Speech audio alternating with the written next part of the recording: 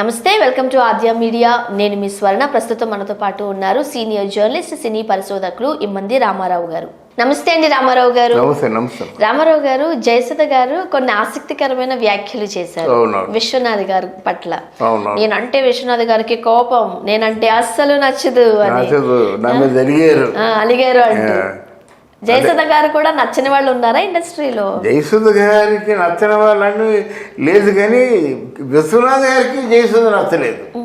జయసుధకి అందరూ నచ్చుతారు, అది వేరు. పోనీ జయసుధ గారంటే నచ్చని వాళ్ళు ఉన్నారా ఇండస్ట్రీలో? ఇందులో ఎందుకుంటారు, ఎవరు ఉండరు కదా. ఎవరితో నాకు తెలిసి ఒక జయచిత్రే ఉంది, వాళ్ళిద్దరు ఇప్పుడు గొడవ పడుతుంటారు. అంటే జయసుధను తక్కువ చూస్తుంది, జయసుధ చూడు ఎలా మాట్లాడుతుందో, కానీ గొడవ పడదు. కానీ ఇద్దరు ఇప్పుడు కూడా పాము ముంగేసలాగా, టామ్ అండ్ జెర్రీ లాగా పోట్లాడుకుంటుంటారు, అది వేరే విషయం. ఎందుకు విశ్వనాథ్ గారికి జయసుధ గారు అంటే నచ్చరు? జయసుధ అంటే విశ్వనాథ్ గారికి చాలా ఇష్టం అమ్మా, ఎందుకంటే మంచి ఆర్టిస్ట్ అనే ఫీలింగ్ ఆయనకి. అక్కడ సాగర్ సంఘం సినిమాలో జయసుధ గారి తాలూకు కాల్ షీట్లు ముందు తీసుకున్నారు వీళ్ళు. కమల్ హాసన్ పక్కన యాక్ట్ చేయడం కోసం జయసుధ గారి కాల్ షీట్లు ముందు తీసుకున్నారు, జయసుధ గారు కూడా ఇచ్చారు. ఇంతలో జయసుధ గారు ఏ సినిమా, రామారావు గారితో సినిమా వచ్చింది, అది ఆటగాడు అనుకుంటాను నేను. ఆ సినిమా వచ్చినప్పుడు నేను ఆటగాడ ఏదో మొత్తానికి ఉంది ఇక్కడ, రామారావు గారితో సినిమా. ఆ సినిమాలో ఆటగాడు అనుకుంటాను, ఐ థింక్ సో. ఏమన్నా మొత్తం తప్పైతే క్షమించండి. అంటే ఆ సినిమాకి డేట్స్ అడిగారు. ఇక్కడ రామారావు గారితో డేట్స్ అంటే ఎలాగవుతుంది? ఎలాగో ఒక విధంగా అడ్జస్ట్మెంట్ చేసి రామారావు గారు డేట్స్ ఇవ్వరు కదా. తీరా కమల్ హాసన్ గారు ఏంటంటే జయసుధ ఇచ్చిన డేట్లో కమల్ హాసన్ డేట్స్ లేవు. అప్పుడు జయసుధ డేట్స్ అన్నీ వేస్ట్ అయిపోయినాయి. విశ్వనాథ్ గారు కానీ మా గురువు గారు కానీ ఏంటంటే వాళ్ళ తాను కష్ట సుఖాలు ఏం చూడరు. స్వర్ణ నెక్స్ట్ మంత్ సినిమా ఉంటుంది అంటారు, ఆ నెక్స్ట్ మంత్ అంతా నువ్వు డేట్లు పెట్టుకోవాలి. ఆ నెక్స్ట్ మంత్ డేట్లు అన్నీ వేస్ట్ అయిపోతాయి. అంటే హీరో ఎన్టీ రామారావు గారు డేట్స్ ఇవ్వలే కదా, అదే ఈ మంత్ కాదులే నెక్స్ట్ మంత్, ఆ మంత్ ఖాళీ కూర్చోవాలి. అలాగా మీ డేట్ చెప్పిన తర్వాత 2-3 నెలలు అలా వేస్ట్ అయిపోతాయి.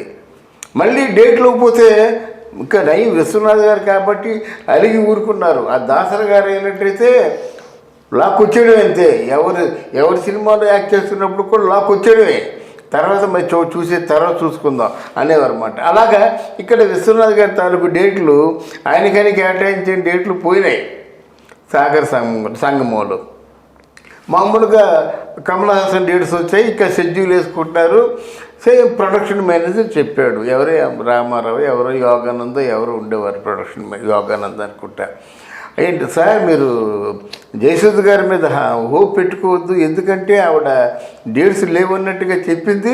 ఒకసారి మనం కనుక్కున్న తర్వాత ఆవిడ వస్తుందని కన్ఫర్మేషన్కి వచ్చిన తర్వాత మనం ఆవిడతో షెడ్యూల్ ప్లాన్ చేసుకోవడం మంచిది అని ప్రొడక్షన్ కంట్రోల్ చెప్పాడన్నమాట.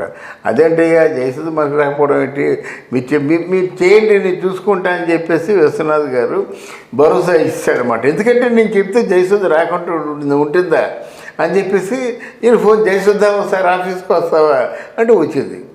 ఆఫీస్కి వచ్చిన తర్వాత ఏమ్మా మరి స్టోరీ విన్నా కదా, ఉన్నారు సార్, ఎలాగుంది, అద్భుతంగా ఉంది, బాగుంటుంది, మరి నువ్వు చేస్తే ఎలా ఉంటుంది, చాలా బాగుంటుంది, మరి రేపు కానీ షూటింగ్కి పెట్టుకుంటున్నా ఏమంటావు? Sorry sir. ఆశ్చర్యపోయాడు, ఇదేంటిది సారీ అంటున్నది, నిన్ను అడిగే కదా నేను షెడ్యూల్ వేసుకుంటున్నాను. అడిగారండి, అడిగి 3 నెలల ముందు అడిగారు, ఇప్పుడు అడగలేదు కదా, ఇప్పుడు 3 నెలలు అయిపోయింది కదా. ఈలోగా నాకు ఎన్టీ రామారావు గారి పిక్చర్ వచ్చింది, వాళ్ళు కూడా ఎలాగే నన్ను రిక్వెస్ట్ చేశారు, ఒక పెద్ద ఆయన పిక్చర్ని నన్ను రిక్వెస్ట్ చేస్తుంటే నేను ఎలాగ ఇవ్వకుండా ఉంటాను నేను డేట్స్, అందువల్ల ఈ సినిమాకి ఎలా వదిలేండి, మళ్ళీ ఇంకో సినిమా చూస్తున్నాను. అది కాదు, ఈ సినిమాలో క్యారెక్టర్ నువ్వు వేస్తేనే బాగుంటుంది. అంటే నన్ను క్షమించండి సార్, నేను చేయలేను.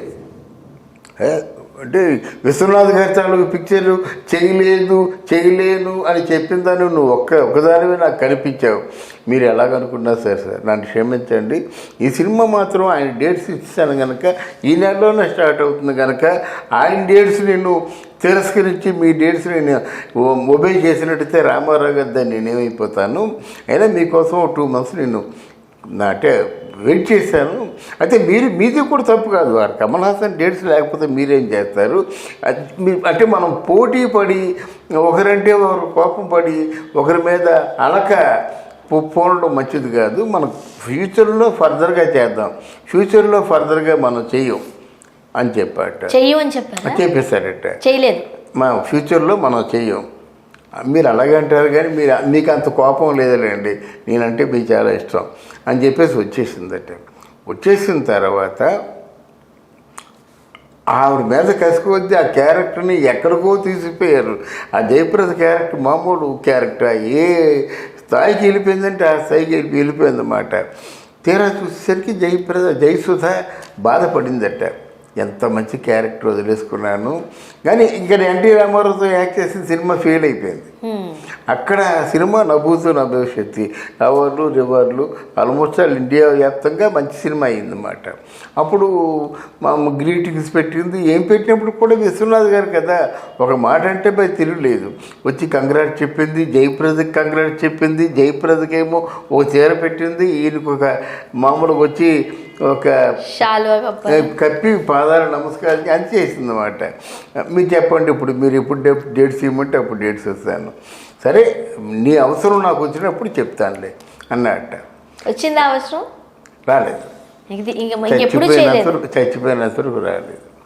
అది అంటే వాళ్ళకి ఎంత కోపాలు ఎంత పట్టుదలలు అంటే తర్వాత చాలాసార్లు వెళ్ళి కలిసిందట జయసుధ. లేదంటే నేను సినిమా కోసం రాలేదు, మీరంటే నాకు ఇష్టం, మిమ్మల్ని చూడడానికి వచ్చాను అంటే అవును కరెక్టే, నువ్వంటే నాకు ఇష్టం, కానీ మన ఇద్దరికి కుదరదు అది అని నవ్వుతూ చెప్పేవాట. అమ్మో ఆయన నవ్వుతూ బాగా తిడతాడు.